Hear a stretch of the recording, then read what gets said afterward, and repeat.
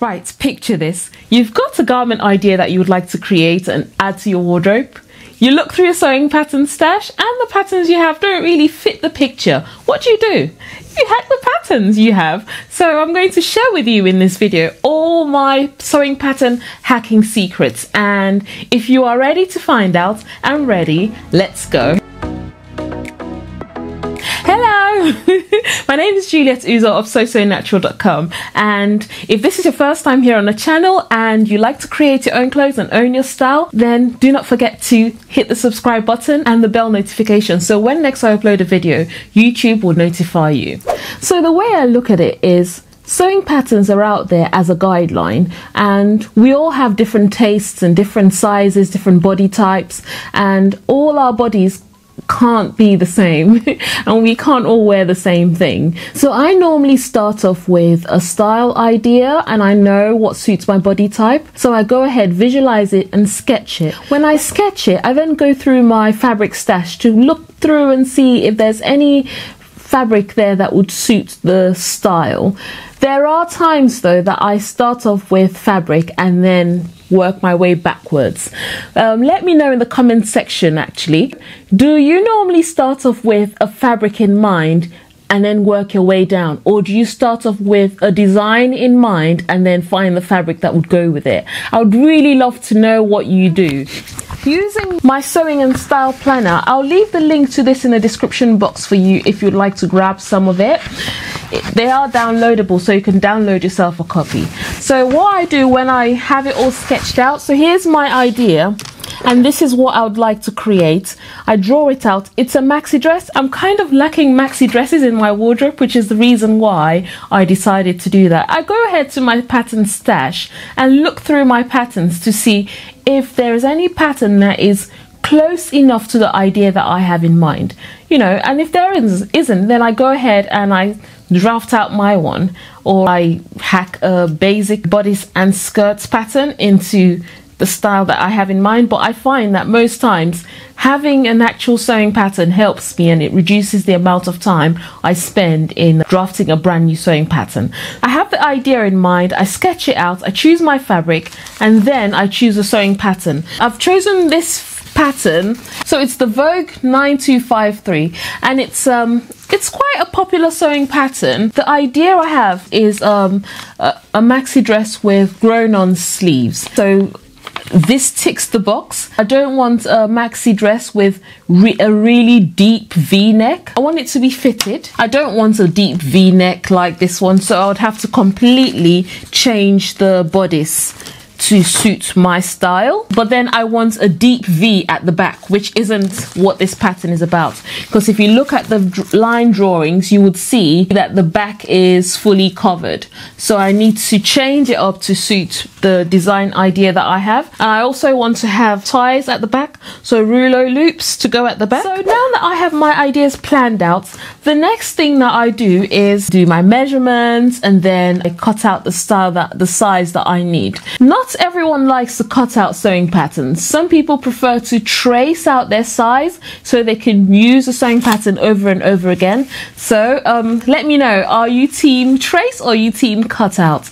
I just like to go in there and cut out my size. What I do is I cut out one size bigger than my size to allow any room for adjustments, because when you hack and you change things up, things can get a bit tighter. So another tip for you is to cut out one size bigger, especially in the bodice.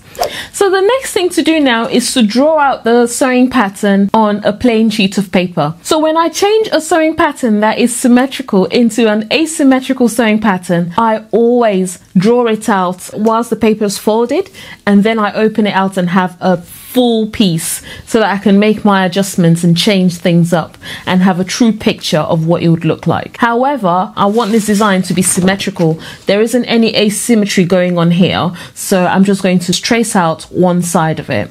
So when I trace it all out, I like to use a ruler. I like to put a ruler over the sewing pattern to keep things nice and flat. However, if you have large pattern weights, then that does the job just as well. Also, keep in mind to make any full busts, or any waist adjustments, or back adjustments, any adjustments you'd normally do to sewing patterns, this is the part where you'll do that. So with me, most commercial patterns go well with my body shape and size.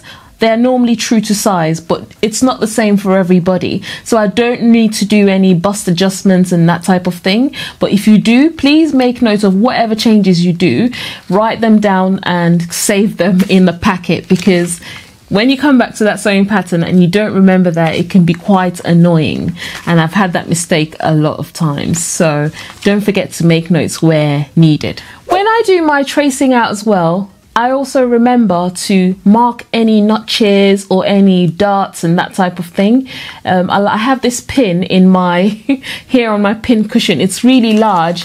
I like to use this pin to create holes so I can mark the dart points on my sewing patterns that I've traced out. So now that the pattern is traced out on the large sheet of paper, please do not cut it at this point. You need to make any adjustments before doing your cutting out. So this would avoid you doing, sticking on any extra sheets of paper and that type of thing. And also remember to leave room, because if you're making hacks, you are going to have lines drawn and you're going to have to add seam allowances wherever you've drawn any lines, just to compensate for the lines that for the slashing you've done to the sewing pattern. This is a very simple hack that I am doing to this sewing pattern. There aren't many lines being drawn through the sewing pattern, which means that I don't need to cut things out and add extra seam allowance. The only lines that have been drawn are the lines that need to be used to raise the neckline and to add a seam down the center front, because I do not want to show my busts with this design. So do bear in mind to leave your patterns nice and flat on the sheets. Do not cut them out until you've added any seam allowances wherever they need to be done. Things like necklines, for example, I like to lean the paper pattern onto my body. Feel free to do that, just to note where things would be. And when you just note on it, or just use a pencil, what I do is sometimes I use a pencil just to mark on the sewing pattern paper, just to know where I want things to be. Or I lean a sewing pattern on my body and then draw around it, or just make little marks just as a guideline before I put it nice and flat on the table and do it properly, and draw the lines with rulers or curved rulers, that type of thing. I have a little advice for anyone who makes any adjustments to necklines. If you hack a sewing pattern and change the neckline, it's so important to make sure that the shoulder seams match again. So when you finish all your changes and you finish all the modifications, you need to go back and check that the back and the front sewing pattern match at the shoulder seams. I think it's called truing. Yeah, it's called truing, just to make sure that they are even. Same thing applies to if you are making any adjustments to the side seams, or whatever it is you're doing, just make sure that the front and the back would match in the end, because you don't want to cut out your precious fabric and find that you forgot to make those sort of adjustments. So please do not forget that. So in my case, I changed the neckline. So I could happily or easily use some bias tape to finish the neckline, but I like facings. So what I do is I go ahead and create some new facings for the front and the back pattern pieces that I've made modifications to. So the neckline is really important, and then you need to make sure that you create facings so you don't go back to the drawing board halfway through your sewing. So this next part is so important, especially if you're still new to modifying sewing patterns and sewing in general. When you make any adjustments to a pattern, you still really need to test out. It's called twirling. So you twirl a sewing pattern just to make sure that it fits you. Test it out on, on muslin fabric. These are just plain cotton fabrics. They're called calico. Test them out using calico fabric. But if you're trying to be even more sustainable in your sewing, then please use old bed sheets, old duvet covers, old curtains, those fabrics that are on their way out of the house to be donated and recycled or thrown out. Use them, because you're not going to wear them. I've heard a lot of people make wearable muslins. I don't normally do that, but feel free to make muslin using really cheap. When I say muslin, I actually mean a test garment, or trial garment. Some people use really cheap fabric that they could wear at home. I do not skip this stage when I'm creating for clients, I always fit my clients and occasion outfits for myself. For example, these two dresses that I made for my brother's wedding, I had to do some toiling for them using calico fabric, and when I do the toiling, I do it mostly for the top half, which is the bodice, because that is the bulk of it, isn't it? Unless you are creating trousers and you really want to get the fit right. But if you are creating dresses, you don't really need to toile the bottom half of it, because most times they're fine as long as you've got the waist measurements correct and the hip measurements. So yeah, I just focus on the bodice. Once I get the bodice right, everything kind of falls into place. But then if you are here watching me and you're thinking, I have this pattern that I really like to hack into, but I don't really know what I could do with it, I have a few ideas of what you could do.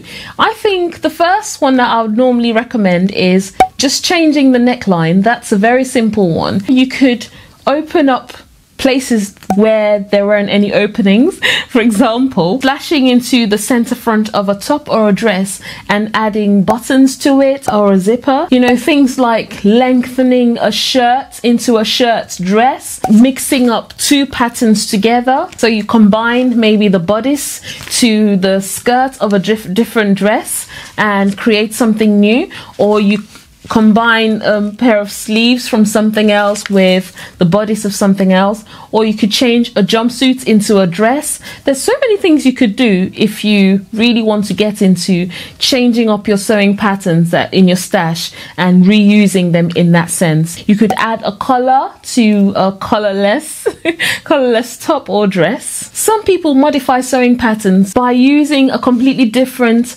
fabric to the recommended fabric. So the recommendation for this pattern, for example, is to use woven fabric, but then a person could change it up and use stretch fabrics, which is knit fabrics, and you know, that is a hack because you're changing it up.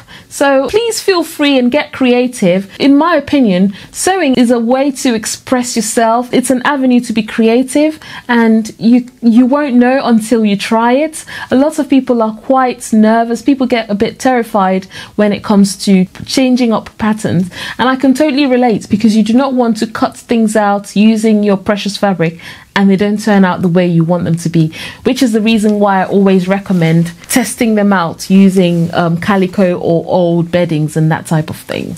So I have all my pieces cut out now, and I'm going to sew just the bodice.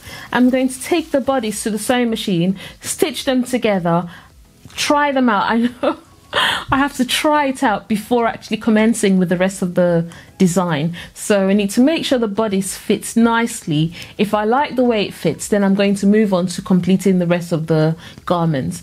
And that's just the way I do it. So let me know in the comment section if you would be interested in seeing more sewing pattern hacks from me and different things that can be done to create new garments from old sewing patterns. I would really be interested to know if this is something that you'd be interested in, and I'll be very happy to share more sewing pattern secrets and more sewing pattern hacks for you. So if you're ready to go ahead and start modifying sewing patterns to suit your style, suit your wardrobe and suit your body type, then click on the link in the description box below. It will take you straight to where you can download the Style with a Plan style and sewing planner, and you can design to your heart's content. All the very best. Bye.